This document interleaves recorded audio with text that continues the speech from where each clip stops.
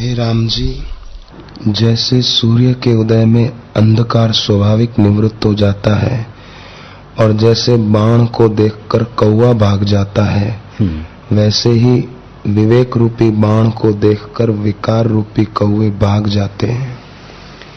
विवेकी पुरुषों के हृदय में इतने गुण स्वाभाविक स्थित होते हैं कि वे किसी पर क्रोध नहीं करते और जो करते भी दिखते हैं सो किसी निमित्त मात्र जानना।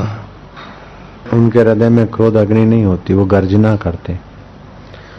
वैसे ही उनमें काम नहीं होता, क्रोध नहीं होता, लोभ नहीं होता, मोह नहीं होता, अहंकार नहीं होता, लेकिन उनमें दिखे तो किसी निमित्त मात्र दिखे। जिनको विवेक नहीं है, परमात्मा सुख का ज्ञान नहीं है, उनको तो काम उठा के ले भागेगा, क्रोध जला के खाक कर देगा पुण्यों को। लेकिन विवेकी पुरुषों को तो क्रोध वोध कुछ नहीं। क्रोध करते हुए दिखेंगे लेकिन निमित्त मात्र। किसी की भलाई के लिए नारद जी क्रोध कर देते थे, किसी का अहित नहीं करते। साधु ते होए न कारज हानि। लोभ भी दिखेगा, मोह भी दिखेगा, अहंकार भी दिखेगा, सब दिखेगा, लेकिन विवेकी पुरुष को उनमें होते हुए भी उनसे न्यारे रहने की कला है। और अविवेकी पुरुष सहजा पर सोए और स्वप्न में देखते कि मैं खड्डे में गिरा हूं, तो खड्डे में गिरने का दुख भोग रहा है, और पड़ा है फुटपाथ पे या खड्डे में और स्वप्न देख रहा है मैं राजाधिराज हूं, तो राजा होने का सुख है। तो मन के किए होता है, तो उनके मन ने तो ब्रह्म ज्ञान का ये साधन कर लिया है, तो कैसी भी अवस्था में होते वो ब्रह्म परमात्मा की गादी भी होते। इसीलिए उन विवेकी पुरुषों को ये सारे दोष या दुर्गुण या परिस्थितियां दबोच नहीं सकती। जैसे दोपहर का सूरज उगने से निशाचर प्रभाव नहीं डाल सकते, ऐसे ज्ञान का विवेक होने से ये सारे अविद्या जनित दोष उन पर प्रभाव नहीं डाल सकते। हे राम जी, उनके हृदय में सदा शांति और दया रहती है। जो कोई उनके निकट आता है वह भी शीतल हो जाता है। और चित्त का शीतल होना बड़ी तपस्या का फल है। जो उनके निकट आता है उनका चित्त शीतल होने लगता है। शांति और दया तो उनका स्वभाव होता है। उनके राग, द्वेष, काम, क्रोध, मोह, अभिमान, दंभ आदि विकार स्वाभाविक नष्ट हो जाते हैं। जैसे सूर्य दंभ जैसे नहीं है ऐसा दिखाने की कोशिश, ये भी दंभ है। और काम, क्रोध, मोह, नहीं वैसे समझो हम हैं तो भक्त नहीं, लेकिन किसी के सामने भक्त होने की कोशिश कर रहे तो दंभ है तो सचमुच में भक्त, लेकिन नास्तिकों के बीच बैठे तो फिर उस समय ये लोग मस्करी उड़ाएंगे ऐसा समझकर उनकी हाँ में हाँ करने लग गए और अपने भक्ति भाव को, अपने नियम टेम को छोड़ दिया। वो भी दंभ है। जैसे सफर कर रहे हैं तो बहिर्मुख लोग बहुत है, तो उनके साथ उसी जैसा रहना खाना टिप टाप हो गए, ये भी दंभ है। अथवा तो भक्त आए और उनको देखकर भगत बन गए, ये भी दंभ है।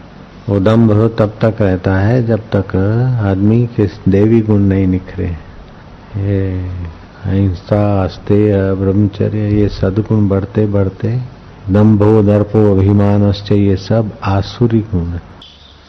जिसने परमात्मा चिंतन किया है उसके आसुरी दुर्गुण दूर हो जाते हैं, दैवी गुण हो जाता है। काम, क्रोध, दंभ, दर्प आदि से उसका चित्त ऊपर उठ जाता है। भगवान राम के गुरुदेव बोल रहे हैं कि मनुष्य अपना प्रयत्न करे, बुरी संगत, बुरे विचार, बुरे कर्मों से अपने को बचाता रहे, अच्छी संगत, अच्छे विचार, अच्छे कर्मों में अपने को लगाता रहे, ये अपना पुरुषार्थ है। और सत्संग करे तो इस संसार सागर से तर जाएगा, दुखों से सदा के लिए छूट जाएगा। ऐसा नहीं कि निर्धन आदमी दुखी है, धनवान भी दुखी है। ऐसा नहीं कि कुंवारा दुखी है, शादी वाला भी दुखी है। ऐसा नहीं कि शादी वाले दुखी हैं, वांडे भी दुखी हैं। ऐसा नहीं कि मनुष्य दुखी है, घोड़े, गधे, कुत्ते, बिल्ली सभी दुखी हैं। कीड़ी देखो अभी ताप में बेचारी सड़कों पे कैसी तप रही है। दिमक भी देखो, चिड़िया भी है, सांस फूल रहा है। चिड़िया को जरा सा खाना है, कितना भटकती सुबह से शाम तक, अंत में बेचारी वही मर जाती है। तन धरिया कोई न सुखिया देखा, जो देखा सो दुखिया रे। शरीर धारण करने वाला कोई पूर्ण सुखी नहीं है। पूर्ण सुख तो वो पूर्ण परमात्मा में है। इसलिए मनुष्य को अपना पुरुषार्थ करके, सत्संग करके पूर्ण सुख पा लेना चाहिए। जहाँ दुख की दाल नहीं गलती, अपना पुरुषार्थ, सत्संग का आश्रय। हे राम जी, इस संसार में दो पदार्थ हैं, एक यह लोक, दूसरा परलोक। अज्ञानी इस लोक का उद्यम करते हैं। अज्ञानी इस लोक का उद्यम करते हैं। ये लोक की चीजें रहती नहीं और परलोक हाथ में आता नहीं। दोनों तरफ से रीते रह जाते, ठन ठन पार। ज्ञानी परलोक का यत्न करता है तो ये लोग भी उनके चरणों में और परलोक भी में परमात्मा प्राप्ति हो जाती है। दो लोक है, एक ये लोक, दूसरा परलोक। जो परलोक के लिए यत्न करता है उसको ये लोक में भी सफलता और सुख मिलता है, और जो परलोक का यत्न नहीं करता, इधर ही सुखी होने में मरता रहता है, तो इधर भी शांति नहीं और परलोक में भी सदगति नहीं। हे राम जी, जो इसी लोक का उद्यम करते हैं उनको दोनों ही दुखदायक होते हैं, अर्थात यहाँ तृष्णा नहीं मिटती और आगे जाकर नरक भोगते हैं। जिन पुरुषों ने आत्मा की भलाई का यत्न किया है उनको वही सिद्ध होता है और वे सुखी होते हैं। जिसने यत्न, जो इस लोक का यत्न करते हैं तो ये चीजें मिलती तो वासनाएं बढ़ती तो और खपे में अंत में मर जाते तो वहां भी नरकों में पड़ते वासनावान। और जो परलोक का यत्न करते हैं उनकी तो वासना शांत होती है और परमात्मा सुख मिलता है, तो यहाँ भी सुख बांटने वाले हो जाते हैं और परलोक में भी परम पद को पा लेते हैं। हे राम जी, विवेक की पुरुषों के हृदय में इतने गुण स्वाभाविक स्थित होते हैं, वे किसी पर क्रोध नहीं करते। हाँ, जिनको परमात्मा सुख मिलता है वे क्रोध नहीं करते। क्रोध करते हुए भी दिखते हैं, तभी भी किसी निमित्त मात्र हृदय में शांति और दया बनी रहती है। आप भी जब क्रोध करो बेटे पे, पुत्र पर, पत्नी पर, तो अंदर में उसका हित हो, इसलिए क्रोध करो। अपने हृदय को जलाओ नहीं। काज हमारा हित तासु होई। राम जी ने अंगद को कहा कि जाते हो रावण के पास, लेकिन ख्याल रखना काज हमार हित तासु होई। अपना कार्य हो जाए, उसका हित हो, कल्याण हो। शत्रु का भी कल्याण चाहते हैं आत्मज्ञानी लोग। एक बड़े भारी संत हो गए विदेश में, उनका नाम था सोक्रेटिस। कोई ऐसे लुफंगा निगुरा निपट निराला आदमी उनसे किसी कारण से भिड़ गया और उसने कसम खाई कि महाराज सोक्रेटिस, अगर मैंने तुम्हारे से बदला नहीं लिया तो मैं मरूं। संत ने कहा अगर मैंने तुमको मित्र नहीं बनाया तो मैं मरूं। दुर्जन तो बोलता है कि महाराज मैं तुम्हारे से बदला न लूं, तुम्हारे से बदला न लूं तो मैं मरूं। संत बोलते हैं कि भैया मैं तुझे अपना मित्र न बनाऊं तो मैं मरूं। आकर सोक्रेटिस ने उसको मित्र बना दिया और वेरी जेरी को भी बदल दिया। कैसे कैसे शर्त मार देते हैं बाबा लोग। अरे महाराज सोक्रेटिस, मैं आपको आपसे दुश्मनी ली है और आपसे बदला न लूं तो मैं मरूं। महाराज बोलते भैया मैं तेरे को अपना मित्र न बनाऊं तो मैं मरूं। कैसी लीला है उनकी। कमलों के निकट भंवरा जाता है तो उसे विश्राम भी देते हैं और सुगंध भी देते हैं। ऐसे संतों के निकट जाते हैं तो हमें विश्राम अंतरात्मा में देते हैं और परमात्मा ज्ञान रूपी सुगंध भी देते हैं। जैसे भंवरा कमल के निकट जाता है तो कमल उसे विश्राम का स्थान भी देते हैं और रस भी देते हैं। ऐसे जिनको परमात्मा सुख मिला है उन महापुरुषों के निकट हम जाते हैं तो हमारे चित्त को विश्राम भी मिलता है और भगवत सुवास भी मिलती है। गुलाब का फूल खिला है और सुहास प्रसारित कर रहा है, कईयों को आकर्षित कर रहा है, तो उसकी खिलने की और आकर्षित करने की योग्यता गहराई से देखो तो मूल के कारण है। ऐसे किसी आदमी की ऊंचाई, महक, योग्यता दिखती है तो जाने अनजाने उसने जहां से मनोवृत्ति फुर्ती है उस मूल में थोड़ी बहुत गहरी यात्रा की है। क्या बात है। तभी यह ऊंचाई मिली है। जीवन विकास है पुस्तक, एक से एक है। कोई ऐसे पढ़ता तो लगता है कि कौन सा किताब है मंगवाओ, फिर बोलते बापू ये तो अपना अच्छा छोड़ो। धोखाधड़ी के कारण आदमी ऊंचा हो जाता तो सब क्रूर आदमी धोखेबाज लोग ऊंचे उठ जाते।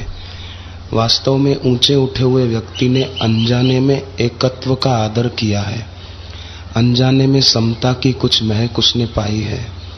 दुनिया के सारे दोषों का मूल कारण है देह का अहंकार, जगत में सत्य बुद्धि और विषय विकारों से सुख लेने की इच्छा। सारे दुखों का, विघ्नों का, बीमारियों का यही मूल कारण है। सारे सुखों का मूल कारण है जाने अनजाने में देह अध्यास से थोड़ा ऊपर उठ जाना है। सारे सुखों का, सफलता का मूल है जाने अनजाने शरीर की अहंता ममता से दूर हो जाना, आत्मा में आना। और सारे दुखों का मूल है आत्मा से बिखुटे होकर शरीर में आसक्ति, पदार्थों में। सारे दुखों का मूल है, सारे दुखों का मूल है शरीर में आसक्ति, वस्तुओं में आसक्ति, संसार में आसक्ति।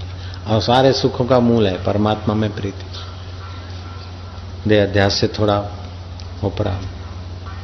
देखो बच्चा है तो देह अध्यास नहीं तो कितना सुखी रहता है। शरीर का अहंकार नहीं है, इधर बिठा दो उधर बिठा दो, ये खिला दो, इसके गोद में आए उसके गोद में। जब अहंकार आता मैं मेरा तो गड़बड़ हो जाती है। अहंकार, देह का अहंकार ही सब मूलों का, सब दुखों का मूल है। और आत्मा की प्रीति सब सुखों का मूल है। हाँ जी। अहमता, ममता और जगत की आसक्ति से ऊपर उठ जाना। जो आदमी कार्य के लिए कार्य करता है, फलेच्छा की लोलुपता जितनी कम होती है उतने अंश में वह ऊंचा उठता है और सफल होता है। सफलता का रहस्य है आत्मश्रद्धा, आत्मप्रीति, अंतर्मुखता, प्राणी मात्र के लिए प्रेम, परहित परायणता। ये सफलता की कुंजी है। आत्मा परमात्मा के सानिध्य से ही सारा मंगल होता है। हाँ जी। एक बच्चे ने अपने भाई से कहा, पिताजी तुझे पीटेंगे। भाई ने कहा, पीटेंगे तो पीटेंगे, मेरी भलाई के लिए पीटेंगे, इससे तुझे क्या मिलेगा। ऐसे ही मन अगर कहने लगे कि तुम पर यह मुसीबत पड़ेगी, भविष्य में यह दुख होगा, भय होगा, तो निश्चिंत रहो कि अगर परमात्मा दुख, क्लेश आदि देगा तो हमारी भलाई के लिए देगा। अगर हम पिता की आज्ञा मानते हैं, वे चाहते हैं वैसे हम करते हैं, तो पिता पागल थोड़े ही हुए कि हमें पीटेंगे। ऐसे ही सृष्टिकर्ता परमात्मा पागल थोड़े ही है कि हमें दुख देंगे। दुख तो तब देंगे जब हम गलत मार्ग पर जाएंगे। गलत रास्ते जाते हैं तो ठीक रास्ते पर लगाने के लिए दुख देंगे। दुख आएगा तभी जगन्यता का द्वार मिलेगा। परमात्मा सभी के परम सुहृद हैं। वे सुख भी देते हैं तो हित के लिए और दुख भी देते हैं तो हित के लिए। भविष्य के दुख की कल्पना करके घबराना, चिंतित होना, भयभीत होना बिल्कुल जरूरी नहीं है। जो आएगा अच्छे काम करें, बेईमानी करेगा तो घबराएगा, दुख भोगेगा। कपट का फल तो खतरनाक होता है, सच्चाई का फल सुखदायी होता है।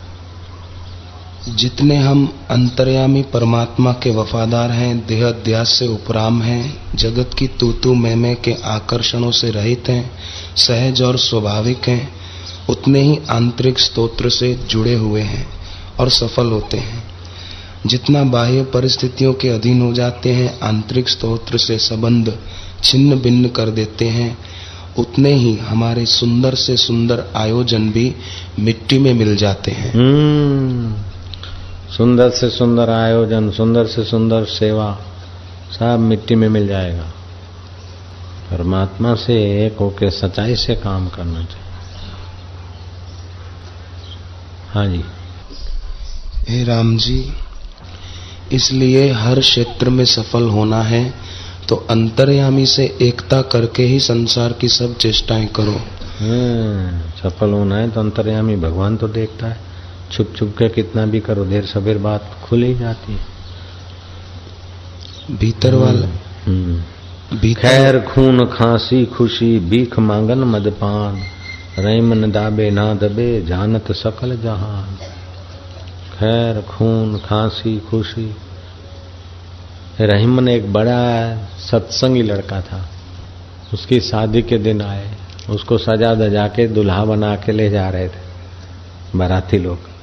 रास्ते में एक संत बैठे थे, तो लड़का सत्संगी था, देखा कि संत महाराज बैठे तो हम दुल्हा बनकर ऊपर घोड़े पे कैसे जाए। वो घोड़े से उतर गया और संत महात्मा को प्रणाम किया। तो महात्मा ने पूछा, कौन, क्या नाम है तेरा? बोले, मेरा नाम रज्जब है, रज्जब। संत बड़ी ऊंची कमाई के धनी थे, दादू दीनदयाल महाराज। तो दादू दीनदयाल ने हंसते हुए कहा कि रज्जब तूने गजब किया, माथे बांधा मोड़, आया था हरि भजन को चला नरक की ओर। बोले, बाबा जी नहीं करने जाता हूँ शादी, अब यहीं है मेरा। तो फिर वो बाराती बोलने लगे, उसका बाप बोलने लगा, चलो चलो। बोले, नहीं करना चाहिए। अरे तो ये दुल्हा में, तो भाई दुल्हा के वेश में मेरे को महादुल्हा मिल गया, गुरुजी उपदेश दे दिए, अब नहीं जाता। फिर कुटुंबियों ने बाबा जी को बोला, बाबा जी ने बोला, अच्छा तो भाई तू शादी कर ले, संसार में रह के भजन करना। बोले, महाराज संसार में तो वातावरण भी संसारी होता है, राग द्वेष है, वो चाल कपट, उधर भजन करके कोई मुक्त हो गया ये तो हमने देखा नहीं। अब तो बस हमको आपने जगा दिया। बाराती झक मार के रह गए, वापस गए। और वो रज्जब मुसलमान लड़का था, लेकिन दादू दीनदयाल महाराज का पक्का चेला हो गया। उसकी तो बहुत कहावतें हैं, रज्जब तूने गजब किया, माथे बांधा मोर, आया था हरि भजन को चला नरक की ओर। बोले, महाराज नहीं जाऊंगा नरक की ओर, अब ईश्वर की ओर चलता हूँ। था मुसलमान, लेकिन हिंदू साधुओं का संतों के शरण में आया, बड़ी ऊंची कमाई के धनी हुए रज्जब। भगवान किस व्यक्ति को कहां से उठाकर कितना ऊंचा कर दे, भगवान की लीला निराली है। गिरे में गिरा जीव बालक, उठाने वाला कैसे उठा देता है। बेईमानी ना करे, कपट ना करे, छल कपट वाले का तो करा करा चौपट हो जाता है। हे राम जी, जब इनको विषय भोग नहीं होते तब ऊर्ध्व को उड़ते हैं। हाँ, यह बात है। अपनी इंद्रियां और मन कैसे हैं, गीद और चील जैसे। गीद और चील को जब कुछ चीज नहीं होती तो बहुत आकाश में उड़ते, और जब देखते मरा हुआ जानवर तो धड़ाक उधर। ऐसे ही ये इंद्रियां ऐसी दुष्टा है, जब कोई विषय वासना नहीं होती तो सब भगत साधक चील और गीद पक्षी जैसी। जितना जितना संसार की आवश्यकता ज्यादा, इच्छा वासना ज्यादा, उतना उतना वो आदमी लघु, और जितना जितना संसारी चीजों की, विषय विकारों की आवश्यकता कम, उतना उतना वो बड़ा। अगर है ही नहीं तो साक्षात नारायण है। इच्छा वासना ही नहीं हो तो साक्षात नारायण का रूप है। हे राम जी, ज्ञानवान नारायण का रूप है। हे राम जी, जिस पुरुष ने विवेक रूपी जाल से इनको बांधा है, उसको ये भोजन नहीं कर सकते। हाँ, जिस महापुरुष ने, जिस बुद्धिमान साधक ने इस इंद्रिय रूपी चील और गीदों को विवेक रूपी जाल से बांधा है, उनको ये नहीं तंग करते। बाकी तो भल भलों को तंग कर देते हैं। ऋषि दयानंद बहुत सुंदर बात कहते थे। बोले, काम खतरनाक है, क्रोध जलाने वाला है, लोभ भी आदमी को तबाह कर देता है, मोह ऐसा है, अहंकार भी बड़ा दुष्ट है। ये 5 विकारों के नाम तो सभी जानते हैं, और ये तबाही करने वाले ये तो सभी जानते और बोलते हैं, लेकिन जो बचा है ऐसा कोई विरला महात्मा है हमारा, उसको प्रणाम है। हम भी यही बात स्वीकार करते हैं, जो बचा है उसको हमारा प्रणाम है। बड़े दिखते नहीं है, लेकिन बड़े खतरे यही पैदा करते हैं। लोभ दिखता तो नहीं, बाहर कोई आकृति तो नहीं, लेकिन जरा से अंतःकरण में लोभ की वृत्ति आदमी को कितना हाय हाय करा देते। काम की वृत्ति आदमी को कितना गिड़गिड़ करा देती। क्रोध आदमी के अंतःकरण को जला के खाक कर देता, उसके शांति आनंद को। तो अब क्या करे, मेरे में काम है, मेरे में क्रोध है, मेरे में लोभ है, मेरे में मोह है, मेरे में अहंकार है, मैं क्या करूं। ऐसा करके गिड़गिड़ाए और उसी को याद करे तब भी काम नहीं होता, और इसमें घसीटा जाए तो भी काम नहीं होता। इसलिए जिसमें काम क्रोध लोभ मोह नहीं है, ऐसे आत्मा में परमात्मा में प्रीति कर दे, गुरु तत्व में स्मृति लगा दे, तो इनका चिंतन ही न हो, इनका आकर्षण ही न हो।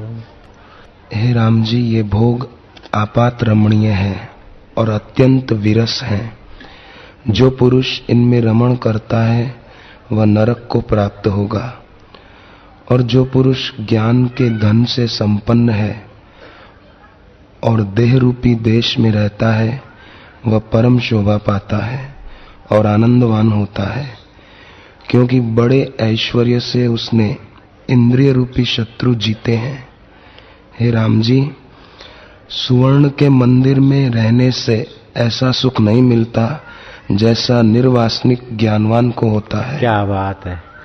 सुवर्ण का महल हो, सोने की खाट हो, रेशम की नवार हो, केवड़े के फूल बिछे हो, अत्र फूलेल सच्चे फूलों का अर्क से छिटकाव किया हो, चांदनी रात हो, अप्सरा आकर कंठ लगे, फिर भी वो सुख नहीं मिलता जितना निर्वासनिक शांत पुरुष के आत्मा में सुख होता है। हे राम जी, जिसको देवताओं का राज्य प्राप्त होता है वह भी ऐसा प्रसन्न नहीं होता, और जिसको सुंदर भोग प्राप्त होते हैं वह भी ऐसा प्रसन्न नहीं होता जैसा ज्ञानवान प्रसन्न होता है। हे राम जी, समता तो द्विधा रूपी अंधकार का नाशक सूर्य है। प्रकाश हुआ तो अंधकार भागा, ऐसे आत्म प्रकाश से अंधकार चला जाता है। रामावतार कब हुआ और राम को वैराग्य हुआ तो संभालने वालों ने संभाल रखा है, और उसका आश्रय लेके जिनको ज्ञान पाना है तो पा लिया है, और जिनको अज्ञान के अंधकार में मरने हो तो मर ही रहे हैं। अभी भी विरुद्ध आहार खा रहे हैं, दारू पीना बुरा है सब जानते, पी पी के मर रहे हैं। बीड़ी पीना, पान मसाला सत्यानाशकारी है, कर रहे हैं, क्या करोगे? वर्धते भयम, भय बढ़ रहा। अपने आप का उद्धारक नहीं होता तब तक उसका उद्धार कौन करे? भगवान नारायण खुद दया के सागर हैं, प्राणियों के उद्धार के लिए अवतार लेते, फिर भी शाकुनी अपना उद्धार नहीं चाहता है तो नारायण क्या करे? कृष्ण धोबी अपना उद्धार नहीं चाहता है तो राम जी क्या करे? धर्म माना देने की भावना, तो देने के लिए जिसका चित्त लालायित है वही धर्म के रास्ते हैं। जो लेना चाहता है वो तो शोषक है, वो उसको राजा बोल सकते, नेता बोल सकते, संत नहीं बोल सकते। उसको लेने की भावना है तो बोले बड़े बड़े संत भी लेते हैं, जीवन मुक्त ज्ञानी भी लेते हैं। अपन देते हैं, वो लेके फिर अपने ही काम में लगा के देने वाले को पुण्य हो जाए, लेने वाले को प्रसाद हो जाए, इसलिए करते तो करते, नहीं तो है ये भी झंझट। भगवान तू अगर रूठ जाए तो मेरा मकान छीन ले, मेरे गहने गांठे रुपए पैसे छीन लेना, लेकिन मेरा सतबुद्धि मत छीनना।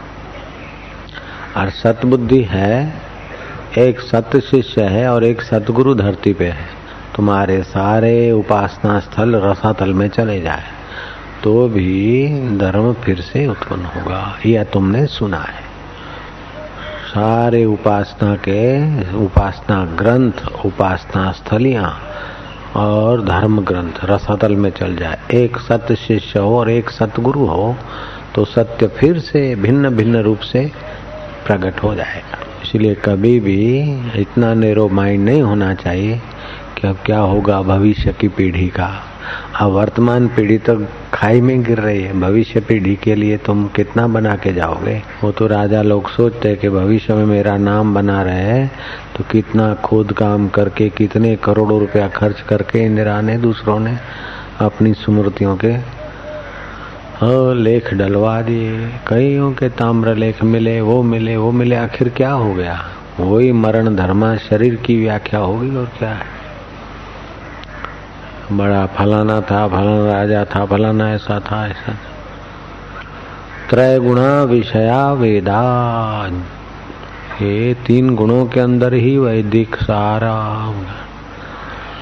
प्रकाशम प्रवृत्तिम च मोहमेव च पांडवा। प्रकाश सतोगुण, प्रवृत्ति रजोगुण, मोह तमोगुण, ये तीनों माया के अंदर है। जो दिसे सुचालनहार, लपट रहे हो सो अंध अनार। तो जा जाके दिखने वाले में बुद्धि गई ना। जिससे दिखता है उसमें बुद्धि शांत करो तो सारे भ्रम और सारे विरोध शांत हो जाएंगे। दिखता है वो माया है, और जिससे दिखता है, जो दिखता है वो माया है। जो विचारने में आता है वो माया है। जो समझ में आता है वो माया है, और जो समझ में नहीं आता है वो भी माया है। समझ में आता है वो, और समझ में नहीं आता है वो जो देखता है वो दाता अभेद अछेद त्रिकाल अबाधित है। वो सो साहिब सद सदा हजूरे, अंधा जानत ताको दूरे। और तो हाजरा हजूर है, उसको मिटा सके ये माया में दम नहीं है, काल में दम नहीं है। तो एक मूर्ख बालक था, आकाश की रक्षा करने लगा। घड़ा बनाया कि मेरा आकाश सुरक्षित कर, और मिट्टी का घड़ा तो बरसात पड़ते ही कच्ची मिट्टी का घड़ा गल गया। देखिए सुनिए गुनिए मन माही, मोह मूल परमार्थ नाही। मोह का मूल है, मोह मूल परमार्थ नाही। देखिए सुनिए गुनिए मन माही। मोह मूल, मोह का मूल है, ये अज्ञान का मूल है, परमार्थ नहीं है। मेरी तो ये इच्छा है कि मेरे गुरु का प्रसाद कहो अथवा भगवान का प्रसाद कहो अथवा अपना आपका मनुष्य जन्म का अमृत कहो, वो जितना लूट सके वो लूट पाले तो पाले, बाकी का ठीक है, तुम्हारी शुभकामना है, अच्छा है।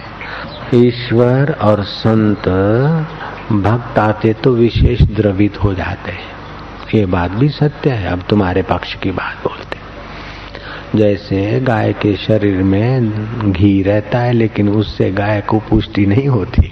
गाय के शरीर से दूध निकालो, मत्थो, घी बनाओ, फिर उसको पिलाओ तो पुष्ट होती। ऐसे ही भगवान और संत में ब्रह्म रस तो रहता है, लेकिन भक्त आता है तो हिलाता है, डुलाता है, प्रश्न करता है, मतता है तो रस निकलता है और पुष्टि होती है। कभी ऐसा प्रश्न, कभी ऐसा प्रश्न, ये वो, इससे पुष्टि होती है। तो समाज के लिए आनंद ने बहुत बड़ा काम किया, यूं कि बुद्ध के चरणों में रहता था और आनंद बड़ा दूर का सोचता था और प्रश्न करता था। तो इससे बुद्ध निखरते थे और बोलते थे। ऐसे अर्जुन के रोम रोम से कृष्ण कृष्ण निकलता था, ऐसा भक्त था। तो फिर कृष्ण अर्जुन के लिए बरसे तो गीता निकली। ब्रह्म दरिया में गजब के तराकू देखे, बड़ा तराकू वे देखे जो डूबते हुए देखे। धर्म साधन करो तो कष्ट सहो, बाद में स्वर्ग मिलेगा। स्वर्ग में सुख मिला, साधन का फल मर गया। तो और साधन कठिनाई है, फल देते तो सुख देते, फिर मर जाते। लेकिन भक्ति का साधन कठिनाई भी नहीं और फल दे के मरता नहीं, नित्य नूतन रहता है। जैसे यज्ञ करो, धर्म करो तो कठिनाई सहो, व्रत रखो, उपवास करो, होम करो, हवन करो, जो भी धर्म का अनुष्ठान करेंगे तो कष्ट तो सहना पड़ेगा। तो उस समय तो कष्ट है, बाद में धर्म का फल मिलेगा, अमृत सुख, वो भोगो। साधन मर गया, उसका फल भी मर गया, साधन भी मर गया। चाहे कमाओ, मेहनत करो, नौकरी करो तो करते समय कष्ट, और उसके रुपए मिले और भोगे फिर नष्ट। तो जीवन भर नौकरी करो, धंधा करो, कष्ट और नष्ट, कष्ट और नष्ट, ये होता है कि और कुछ होता है? नौकरी करो, धंधा करो, वकीलात करो, कुछ भी करो, पहले तो ये वकील बनने के लिए कष्ट सहो, फिर वकीलात करके कुछ पैसे कमाओ, फिर उसका थोड़ा मजा लो, फिर नष्ट हो गया। तो मेहनत का फल मिला, मेहनत भी नष्ट, मेहनत का फल भी नष्ट। हाथ में क्या लगा कि आयुष्य खत्म।